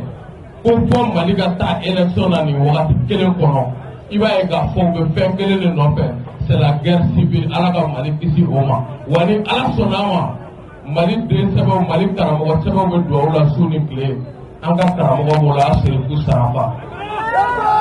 an bɛ Mayi Watara fo diinɛ ɲɛmɔgɔ min don a miirila faso la k'olu to dugawu la jamana in ye a ka ca Ala fɛ minnu ma fɛn ɲini fo k'a kɛ faso ye fo ka fɛn bɔ k'olu to dugawu la jamana ye a ka gɛlɛn anw ka jamana in ka kɛ jugu sago ye ka segukaw fo ko dugawu minɛna kaburu ye dugawu kɛ a minɛna politiki mɔgɔ ma a minɛna journaliste ma a minɛna diinɛ ɲɛmɔgɔ ma a minɛna n t'a sila ma a minɛna makɔrɔ ma parce que m'a dɔn président min bolila ka t'i yɛrɛ tulo di u ka janamini tulo kɔrɔ ni makɔrɔ tɛ donc ko segukaw ma k'u ka danga wɛrɛ don ko Mali mago b'a la pour que sisi bɛ bara bila o kama Faransi min ye guerre bila an kan k'an ka dugu ci k'an ka dugukolo occuper 80% pendant 10 ans bi n'a bɛ ka tɛmɛ ni mercenaires ye k'an ka mɔgɔw jeni pour que ka mangoya ani danaya fɛgɛya guerre civile min n'a y'a kɛ Wuranda kɔnɔ ka mɔgɔ miliyɔn 1 k'o ni na ban Mali kɔnɔ n'a ma marché a bolo bi a bɛ fɛ k'o de kɛ. An bɛ Mali drapeau de kɔrɔta k'an balimaw deli Bajangara u kana sɔn k'u kɔgɔ da u ka jamana la an b'u deli u k'a kɛ Ala kama u kana sɔn k'u kɔgɔ da u ka jamana la mɔgɔ si ka manipulation kɔnɔ an b'a dɔn mɔgɔ minnu bɛ k'a baara jukɔrɔla labɛn Eli parrainaw Eli kodɛm olu de bɛ nin ko kɔnɔ Bajangara kɔnɔ bi et le message est très clair les visages sont connus est-ce que an b'an sigi k'olu de lajɛ olu k'anw ka jamana ci étant donné k'olu de y'an bila nin kɔnɔ nous sommes en train de chercher la solution et ils sont le problème nous sommes la solution an bɛ k'o solution min ɲini ils se disent que si jamais la transition est réussie c'est que c'est la fin de leur carrière politique olu dun bɛ balo nin na ça sera la fin de leur système politique. Donc ils sont prêts à tout pour que la jamana bila à paix et à sang olu yɛrɛ ka nafa kama bilayi jamana t'a la. Et nous savons que jamanadenw tɛna tugu bɔ mais ni tɔɔrɔ b'i kan ni mɔgɔ dɔ donn'i kan ko ma da kalabanci la k'a ni ɲɛji ma don i kan o de bɛ Bajangara kɔnɔ bi u bɛ k'o de ta ils ont tout tenté tout il y en a marché fɔlɔ ka cɛbilen Darame to gouvernement kɔnɔ a ma communiqué su min bɔra a ɲɔgɔn su ma bɔ a ko le Mali commence à bien marcher ko jamana tacogo ka ɲi k'a to ministre des affaires étrangères après cɛbilen Darame muso tun bɛ ban u ka gouvernement kɔnɔ fagali fɛn fɛn kɛra an ma communiqué nka bi cɛbilen Darame bɛ bɔ ka communiqué kɛ ko a bɛ malidenw futinɛ ka ɲagari ko kun min na ko maliyɛnw fagara bi o de y'u ka fond de commerce politique ye olu yɛrɛ ye crise min créé n'an bɛ k'o solution de ɲini diɲɛ baara o baara taacogo b'a la taa wagati b'a la et les militaires qui sont au pouvoir aujourd'hui avec le premier ministre Choguel Kogala Maïga bi u tɛ fɛ ka min ye u ɲɛ la n'o ye Choguel ye o surasiw kabini Mali ka yɛrɛma hɔrɔnya ani Irisiw ka tigɛ di ɲɔgɔn ma an ma kɛlɛkɛminɛn minnu sɔrɔ u y'o kɛlɛkɛminɛnw de ɲini ne b'aw ɲininka i bɛ nin bɛɛ kɛlɛkɛminɛn ta ka n'o kɛ Soparla ye Bamako wa mais hali muso pour que a ka mɔyi il faut 9 mois diɲɛ fɛn ɲuman fɛn fɛn bɛ kɛ ça se fait dans le temps et dans l'espace diɲɛ fɛn o fɛn bɛ kɛ a bɛ dilan o de kɔnɔ et je vous jure que dans les semaines à suivre le Mali sera dans un tournant décisif.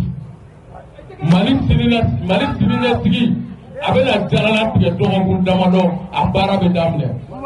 ni kɛlɛkɛminɛn minnu sanna bilahi aw b'u ye lamaga la hali don mɛn ta tɛ aw b'u ye lamaga la waati kunkurunin ko de don ni diɲɛ baara bɛ kɛ surasiya kɔnɔ surtout a bɛ mankutu demander a bɛ fɛɛrɛ demander nka a tɛ mɛn. An ka jamana ɲɛmɔgɔw kɔ manipulation kana se an na u problème bɛ se nin de la k'u profiter jamanadenw ka tɔɔrɔ fɛ k'o yɛlɛma ka na mais n'u nana u tɛ se ka foyi ɲɛnabɔ u tɛ se ka ko tiɲɛ u tɛ se ka ko ɲɛnabɔ mais u da ka ca parce que u bɛ balo politique wari de la c'est pourquoi ils ont tout tenté o de la hali Pulo y'a yɛrɛ minɛ k'a yɛrɛ bila u y'o bɛɛ kɛ ça n'a pas marché. Yo kelen de bɛ mankan ci la an ka jamana kɔnɔ tigɛ bɔr'u nɔfɛ président Asimi fɛ ko m'u bilalen bɛ Choguel la Asimi tigɛ bɔ ko an ye kelen an ka sigi ka kuma ka Mali dilan Ala b'a dɔn kira b'a dɔn anw fɛ ko kun tɛ parce que anw b'a dɔn diɲɛ fan si tɛ yen ko jamana cilaw ani jamana jɔlaw k'olu tilalen tɛ fila ye Faransi min bɛ kuma la Faransi kelen k'a ka révolution kɛ a ye taa ɲininkali kɛ ko guillotine k'a kɔrɔ k'a bɔra min lui guillotin u ye machine de dilan u kɛlen kɔfɛ k'u ka révolution française kɛ de 1789 mɔgɔ tun bɛ yen n'o ye faso jugu ye n'u tun bɛ ka jamana ci u y'a bɛɛ kunkolo don machine kɔnɔ k'u kun ci k'a bɛɛ kun ci o de bɛ fɔ ko la guillotine c'est ce qui a été fait en France aux États-Unis c'est ce qui a été fait Mali kɔnɔ aw ma kun ci aw tora yen Mali kɔnɔ u ma minɛ ka datugu k'u ye politique mɔgɔ ye fo Bube Mayiga ninnu ye jamana nafolo tigɛ fila la don ni juges y'o baara daminɛ an bɛ Mali juges fo o baara la u bɛ ka zonba kule minnu minɛ mais an bɛ fɛ k'u ɲininka k'a f'u ɲɛna walahi an m'a faamu munna Bakari Togola bilala Mali juges on n'a pas compris cela an m'o faamu Sénégalais ko k'u ka 9 milliards tununa o tuma a taara min ni wari tununa ka ban a tununa o quand ça vole là ça vole pas o n'i ye jamana nafolo ta ka ban a tɛ ban kama na o a tɛ ban kama na dɛ jɔn y'a dun on veut qu'il y ait des sanctions an ka nafolo tɛ se ka ta surtout miliyari 9 baɲanko o kuma de bɛ sen na on n'a rien compris dans le dossier Bakari Togola an ma foyi faamu o bɔ Mali juges ye u folen kɔfɛ zonbaw minɛli la ka tila ka danaya kurakuraya kan k'o kuma an yɛrɛ feerela tɛ ko a ko bɛ cogo di malidenw tɔɔrɔlen don u bɛ fɛ k'a faamu quoi u bɛ fɛ k'a faamu halisa an ka fɔn covid ko ninnu ani yuruguyuruguba minnu kɛra jamana kɔnɔ k'a sigi a sen sabara kɔnɔ an bɛ fɛ k'a ko ɲɛdɔn quoi a dossier bɛ ka sumaya an ɲɛkɔrɔ vraiment an dalen don Mali procureur la an ka jigiyaba bɛ ministre de la justice kan mais an bɛ fɛ nin ko ninnu ka jɛya u ka tɛntɛn teliya la pour que jamana bɛ se ka lafiya cogoya min na c'est ça on appelle un état de droit an b'o de nɔfɛ o bɔlen kɔ a la bi Mali den bɛɛ ka wele bila bɛɛ ma jumadon an ka bɔ jumaw jiginnen kɔ sugu butigiw ka datugu zabiyaw misiriw bɛɛ ka bɔ n'an bɔra ka ɲɔgɔn sɔrɔ gudɔrɔnba la k'an ka laɲini fɔ CEDEAO min bɛ Faransi ka dictat kɔnɔ n'u bɛ fɛ san 10 an bɛ guerre kɔnɔ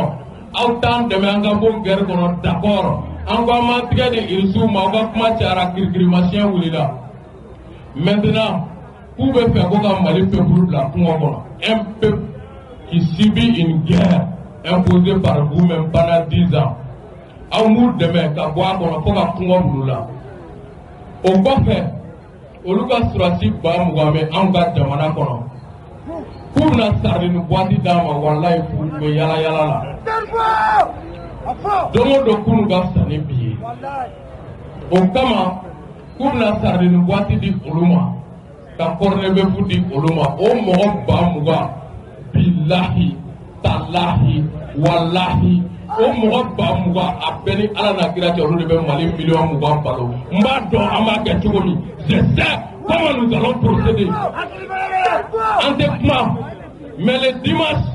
an bɛna min kɛ CPI tɛ dɛ u ka dugukolo sen a bɛɛ ni Ala n'a kira cɛ k'a ɲɛnama don a kɔnɔ minnu jɛnina Sonko anw ni ma fisa n'u ta ye minnu fagara Kidal minnu fagara Ogosago minnu fagara Sobanda minnu fagara Burkesi Malien minnu bɛ ka bi diɲɛ don o don bilahi anw ni ma fisa n'u ta ye le dimanche an bɛ min kɛ diɲɛ kɔnɔ farafinna bɛɛ b'a ladege c'est pourquoi Niger bɛ ka bɔ le 11 Burkina bɛ ka bɔ le 11 ko Mali kɛr'u ma misale Sénégal bɛ ka bɔ le 10 k'u bɛ Mali kɔkɔrɔma don contre cette CEDEAO aux ordres de la France et de Macron, Emmanuel Macron et Zahir Le Drian. Billahi, on va dire bonjour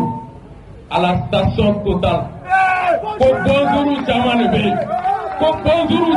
station Total là. Billahi Talai, on me boit dimanche, nous allons dire bonjour dans la station Total.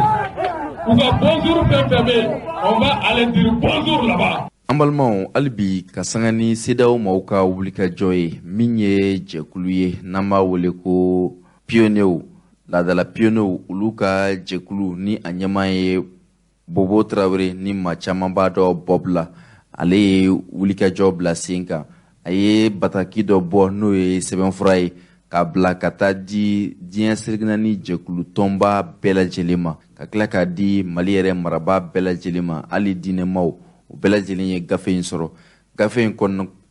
kɔnɔna la Bob Traoré a y'a yira k'a fɔ ɲangini min bɛna ta ka Mali sɛgɛrɛ walima ɲangini min talen bɛ Mali yɛrɛ juguya la bi ka sabu kɛ n'i ye Mali yɛrɛ minisiri caman ye ani CNT maa caman bɛ yen bi olu yamaruya tɛ u bolo u ka voyager yamaruya tɛ u bolo u ka taama o waleya ninnu kɛra sababu ye Bob Traoré y'a yira k'a fɔ olu ma jɛn n'a ye bi u ma jɛn n'a ye sini bataki in a kɔni sera fan bɛɛ lajɛlen na Bob Traoré an n'a ye barosigi kɛ a ye ɲɛfɔli k'an ye ka sanga ni nin waleya ninnu ye min sɔrɔla o la an ka jango lamɛn ɲɔgɔn fɛ. Pied aujourd'hui? Pied aujourd'hui? Ne va la benen do jamana jo kama wa? Ana benen do foganye. An balimaw bi an bɛna barosigi kɛ ni maa ye maa min bɛ wele ko chef Bobo Traoré Mali laadalamaw ka jɛkulu min bɛ yen n'an b'a wele ko pionniers o ɲɛmaa don an n'a tun ye barosigi kɛ don tɛmɛnenw la min kɛra sababu ye u ye ɲɛfɔli kɛ ka sanga ni olu yɛrɛ fɛlata ye jamana marali tacogoyaw la ka sanga ni camancɛ fanga tacogoya ye gɛrɛnɛ dɔ taara ka bɔ farafinna jamanaw ka tilebiyanfan a kulu min bɛ n'a bɛ wele ko CEDEAO ka ɲɛsin Mali ma a kɛra sababu ye wulikajɔ caman kɛra jamana kɔnɔden caman fɛ ka se ka u fɛlata fɔ min ye nin jɛkulu maaw ye u ye sɛbɛnfura labɛn ka di an ka jamana ɲɛmaaw ka tila ka bila ka taa Union africaine ale ni CEDEAO jɛkulu ɲɛmaa maaw ma u ka se ka dɔn gɛrɛndɛ min binnen bɛ Mali yɛrɛ juguya la ko olu fɛlata tɛ an bɛna kuma d'a ma balimakɛ salamu aleykum rahmatullah. Wa aleykum salam wa rahmatullahi wa barakatuhu. Chef Bobo Traoré, commissaire pionnier coutumier du Mali. Ayiwa sɛbɛnfura min b'i bolo ni bɔra ka di Mali marabaaw ani CEDEAO ni Union africaine maaw ma an bɛ fɛ k'a dɔn gafe in a bɛ tali kɛ mun kan. Ne ka foli bɛ radio ɲɛta a lamɛnbaga bɛɛ lajɛlen ka tila ka foli di a promoteur ma min yɛrɛ ye initiative sɔrɔ ka nin sigi sen kan min kɛra sababu ye ka malidenw bɔ dibirɔ ka bɛɛ lajɛlen kunnafoni ɲuman yɛrɛ la an bɛ an daba masa deli ale de bisi sijani kena ni here abale de bolo amani na fe ako kalifa ani barakala ni bela jelema katla minnu fana b'a lamɛn ka foli kɛ olu ye ka tila ka duwawu k'u fana ye ala ka sijani kɛ n'a ni hɛrɛ ala k'a sabati n'u bɛɛ lajɛlen an ye laadala piyeniw ye an bɛ se yan kun min na kun gɛrɛ fosi t'o la ka malidenw kunnafoni an nali fɔlɔfɔlɔ yan o tun ye ka malidenw kunnafoni degun bɛ mali kan n'an b'a fɔ CEDEAO ye ko nin de ye degun bɛ mali kan donc CEDEAO mɔgɔw kunnafonilen kɔ fo i ka maliden minnu bɛ yen ko olu ma kunnafoni f'i k'olu fana kunnafoni k'a fɔ ni degun de bɛ jamana kan donc an y'a daminɛ lancement daminɛ Buguni misiriba la ka tila ka taa Buguni gouverneur la gouverneur ka mɔgɔw y'an bisimila kosɛbɛ donc an bɔlen sa an nana radio so caman na donc radio ɲɛta b'o la ka taa télévision so fana la radio ɲɛta de kɛra kunnafoni laban ye donc ka mɔgɔw kunnafoni kosɛbɛ degun bɛ mali kan donc o degun bɛɛ lajɛlen bɛ mali kan CEDEAO o papiyew bɛɛ lajɛlen di kɔ o ma u ka sanction ta ka bin mali kan kɔnɔdafili ko dɔn o de y'an se yan wulada in na donc nin ye pionnier coutumier ka message ye ka adressé CEDEAO ɲɛmɔgɔ la k'an b'a a yira la k'a fɔ an ye message minnu ci ale ma depuis fɔlɔfɔlɔ o message